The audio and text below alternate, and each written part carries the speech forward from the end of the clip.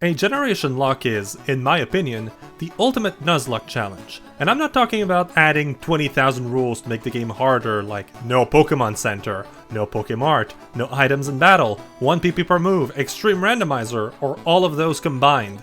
I'm talking about a marathon, winning Nuzlocks from Gen 1 to the last generation possible. Normal Nuzlocke rules apply, of course, with an added twist.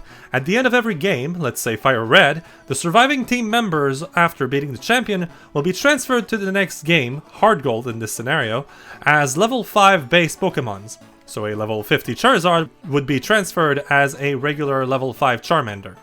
The goal here, of course, is to beat as many games in a row this way, and hopefully clear Sword and Shield, though at the moment of writing this, I don't know if I'll get there.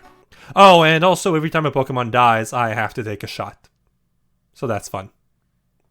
Either way, this is the beginning of the challenge, so welcome one and all to the first chapter, the Pokémon LeafGreen Nuzlocke.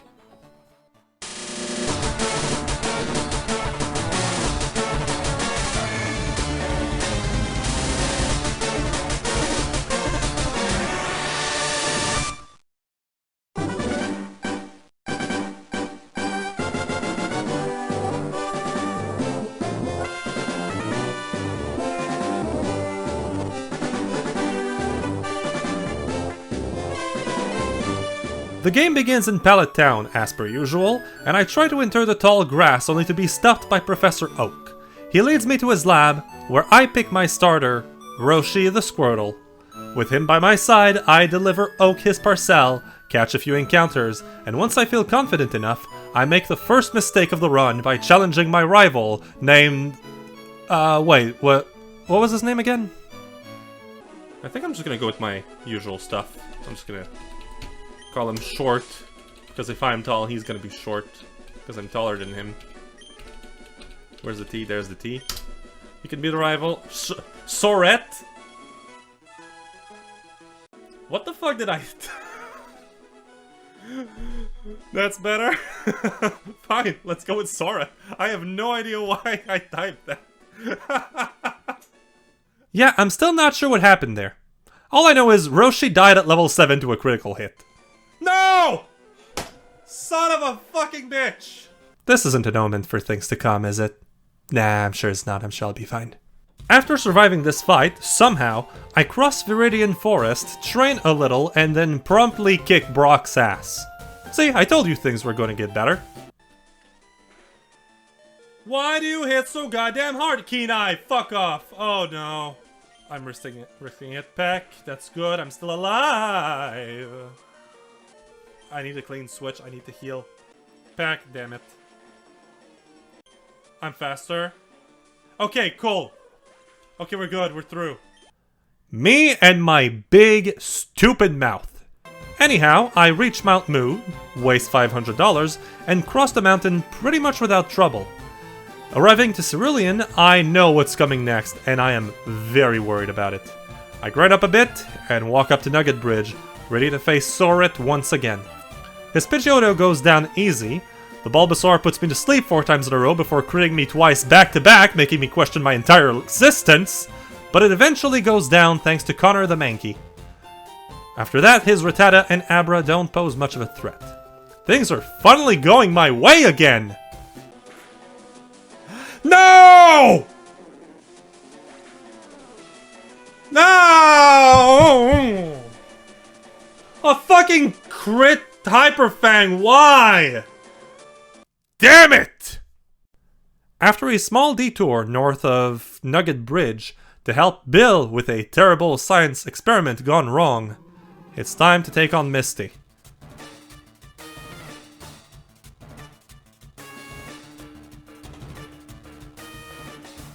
I start out with a Bellsprout number 2 nicknamed Maria, who takes out her Staryu before being destroyed by her Starmie. Okay, let's give it a Vine Whip, see what we're dealing with.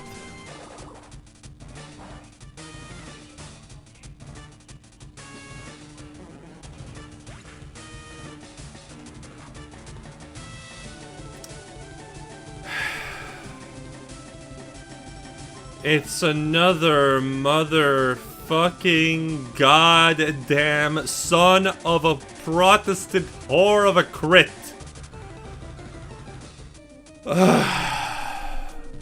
My Raticate still manages to take it down, thankfully. Vermilion City comes next on my hit list, and with the encounters around, I built up a team that will last for more than half the game. Tesso the Raticate, Burb the Pidgeotto, Bezarios the Geodude, Connor the Mankey, and Mesmer the Drowsy. The last spot will tend to vary, as you will surely see. This team carries me through the SSN and promptly kicks Sorit's ass once more, before doing the same to Surge. Also, this happened. Let's see how long this fucking takes. There's a switch here. Okay. Now there's 1 in 3 chances. I'm gonna go this one. Oh my god! Holy shit! My next objective was Celadon City, meaning I had to go through Rock Tunnel next. The whole thing was pretty uneventful, except for this little part right here. And I would argue a better story, like it's better structured. But on the other hand, oh no!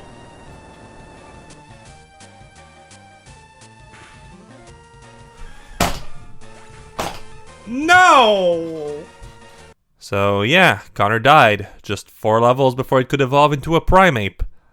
Life's a bitch sometimes. I eventually do reach Lavender Town, followed by Celadon, replacing Connor with a newly gifted Eevee which I evolved into a Jolteon on the spot. I should also mention here that at this point I added myself another minor rule, being that in this whole challenge, unless it is not an option, I cannot use the same evolution twice. Meaning this is most likely the only Jolteon you will see in this entire challenge. I also put a Vulpix on the team, but... that was a bad idea. I knew it! I knew that was a bad idea. Yeah, it didn't last long, so I put Popo the Meowth instead. With them on the team, I infiltrate the Rocket hideout, slap Giovanni on the wrist, and instead of strangling the 10-year-old boy who is standing up to a whole criminal organization... he gives me a self-scope. Neat. With that in my bag, I head to the Pokémon Tower and once more send Sorit flying off again.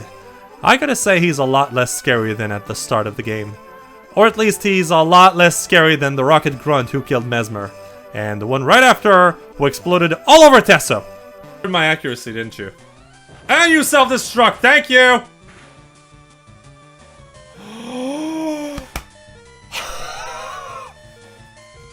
This leaves 2 spots on the team, since I still need something better than Popo, and I hope I'll be able to fill one of those too with a Snorlax. The first one is east of Vermilion. I wake it up and... oh, there we go. There we go, something bigger. And it's a crit and it's dead. A crit takes it off my hand. But that's okay, because there is one between Celadon and the bike road, and luckily for me, that one I managed to catch, add to my team, and nickname it King. As for spot number 6, I try a few options which all happen to die or be boxed because they're too bad, and I end up with a Poliwhirl nicknamed Champ. And I switched Tesso for Venomoth since I would most likely need a Psychic type for what was to come. It was now finally time to face off against Erica, and wouldn't you know it, she barely posed a threat. Turns out I was expecting her to be much higher level than she was, so I ended up very over-leveled for her.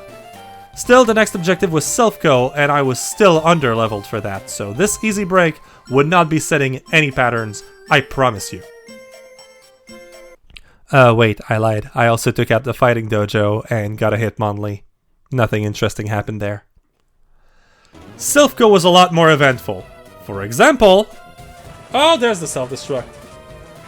I didn't mention it this time, so no!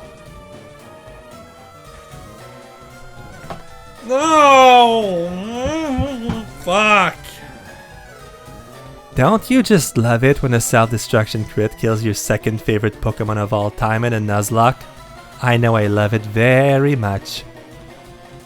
All jokes aside, this left me with a big problem. Sorit was now carrying a Gyarados on his team, who could most likely use Trash and Dragon Rage. Kaminari would be a perfect counter, as it was faster and was guaranteed to kill with a single Shockwave. I now had nothing that could handle it safely, so I had no choice but to replace him with a Voltorb, which I called My Ball, because I am a child. I trained him as much as I could, but I was now dreading the rival battle, knowing that he was now higher level than me, and that I didn't have the best counters for his entire team. I prayed to Orange Jesus and started the fight. His Pidgeot died from 2 rock slides. The Venusaur spammed Sleep Powder, but Razor Leaf wasn't much of a threat, so it eventually died. Gyarados was next, and thankfully, King's high HP pool, mixed with the crit, took care of it with ease. His Growlithe fell after 2 Headbutt, and same for the Alakazam. Once again, looks like I was worrying for nothing, and I was rewarded with a gift from God, Fairy the Lapras. I didn't know it yet at the time, but Fairy would be one of the MVPs for the entire challenge. Moving on from here, it was time to give Giovanni another spanking, and I pretty much soloed him with Champ. After that, I make a small detour to click on the subscribe button, and while I'm at it, I leave a like and a comment on this video, which is something I think everyone should do. I mean, I know it's just how I play and how I do things, but I feel like everyone can only win by doing this. From here, Sabrina and Koga were the next bumps in my road, and I could pretend the fights were rough, but King steamrolled through Sabrina's team, and Koga could do nothing against Mothman spamming Psychic. And even when HP got too low, King switched in and finished the job. I then headed to Cinnabar, found the key to the gym in the mansion, and Blaine was never a threat to begin with. Passing the gym, Bill showed up and sent me to the Sevi Islands on a side quest. I would talk about it, but besides getting a few encounters, nothing of note happened, and no, I'm not deflecting because that creepypasta hypno at the end creeps me out to hell, okay? It's not about that! Back to Kanto, only 1 gym remains. Feeling like it might come in handy, I switched my Graveler for the Hitmonlee in my PC, and it definitely came in handy against Giovanni. Body Slam, that should be okay. Yeah, and then Brick just to see how much Nevermind Earthquake is gonna kill me. Bye, Jackie! Never mind! Bazarios is back on the team! With all 8 badges now in hand, Victory Road is next, but Soret stands in my way again, and this time he's not messing around. He is about between 4 and 10 levels above my entire team, and every hit counts. And unfortunately, after 2 growths, a crit Razor Leaf takes out my Pidgeot at full health. Thankfully for me, I have a Snorlax who is able to tank pretty much everything that's thrown at me, so I make it out with only 1 loss. I replace it with a Muck, named by my 5-year-old brain, walk through Victory Road, and after 1 last grinding session, I step up to the first member of the Elite Four, Lorelei.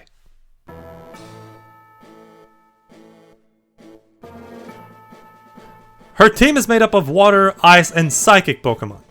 Good teamwork between my ball and King makes short work of her. Bruno is next with his fighting types, and 2 Onix for some reason.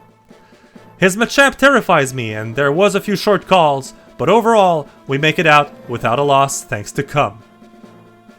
God, it feels weird to say that out loud. Agatha is next on the chopping block, and in theory, King is immune to everything her ghost types can do, since they only learn offensive ghost type moves by level up.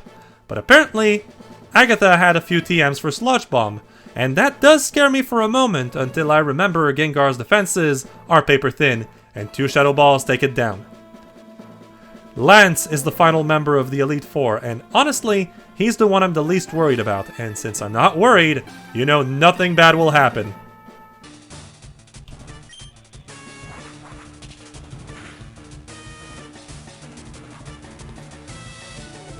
Dude!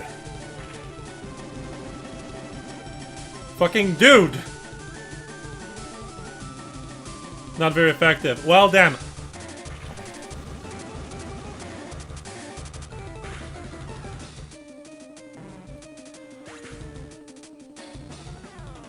What the flying fuck?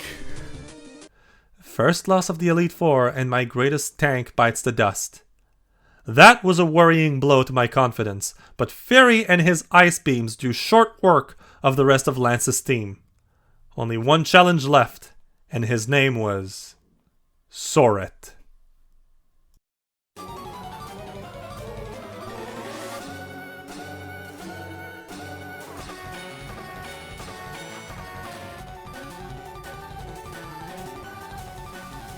His Pidgeot comes first, and a Thunderbolt and a Spark from my ball is more than enough to eliminate it. Next is his Rhydon. I switch into Fairy and take it out with one Surf. Venusaur is next, the strongest member of his team. Mothman scares it with a few Psychics, and Soret switches out into his Alakazam. I poison it, and intend to sacrifice Mothman to get a clean switch when this happens. You used Future Sight again? A tiny bit more damage, I think. Yeah. Does he not have Psychic? Does he not have that option? Mothman's not gonna survive that. Future Sight is strong. Oh my god, he lives! Oh my god! Mothman! I still don't understand what happened there. I checked, his Alakazam did have Psychic, but it never used it, instead spamming Future Sight, allowing a weak bug poison type Pokemon to take it out. Fourth member, Arcanine. I switch into Muk since Fairy is at half health, and a few Sludge Bombs plus Toxic do the work, especially when 2 of my hits are critical hits. Venusaur comes back out, and even after using a full restore, 2 Drill Pecks from Helicopter to Dodrio, and it is no more a threat. Last member of his team, a Gyarados, and everything ends with a single Thunderbolt from my ball. With that, I officially become the new Pokemon League champion, and I have cleared the first leg of my Pokemon Generation-Nuzlocke.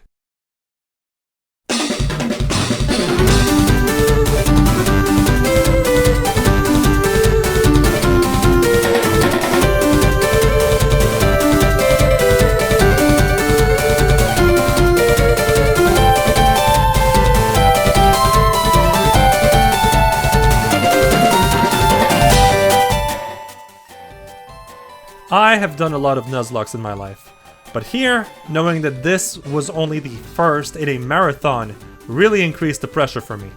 There were a few close calls and more than a few deaths, but in the end I'm still transferring 5 members as starters into the next game, Hard Gold. Now, I'm sure for some that sounds like an unfair advantage. I mean, starting the game with a full team of 6, that's kinda cheating, right? I was afraid that would be the case, but believe me, this blessing ended up being more of a curse. But to figure out why, you're gonna have to tune in next time to the next leg of this challenge. Thank you so much for watching, guys. I have been working on this little project for a little while now, and I'm so extremely happy to finally start showing it to everyone watching.